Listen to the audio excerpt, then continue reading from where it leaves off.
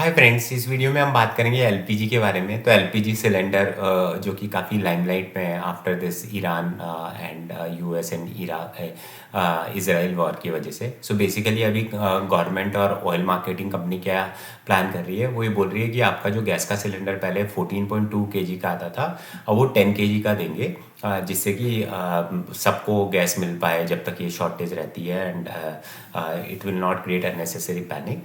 So this is something good move government is doing. And on that piece only कुछ interesting data LPG के बारे में है। वो ये है कि इंडिया में जो जितनी भी एलपीजी कंज्यूम होती है उसका 86% जो है वो हाउस होल्ड में यूज़ होती है। तो बेसिकली घरों में ही यूज़ होती है। तो अगर इसका और एडवर्स इम्पैक्ट होगा तो आपके और मेरे घर की किचन पे ही होगा।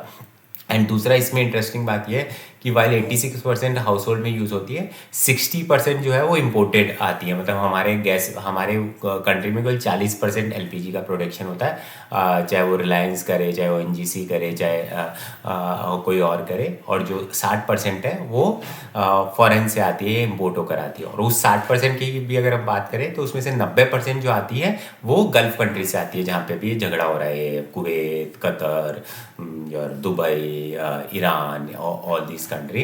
तो वहाँ से आती है। अभी उसको मिटिगेट करने के लिए गवर्नमेंट क्या कर रही है, उसको मिटिगेट करने के लिए गवर्नमेंट बोल रही है कि उन्होंने अभी तक जो वॉर चालू होने के बाद में डोमेस्टिक प्रोडक्शन कुछ 40% से बढ़ा दिया है।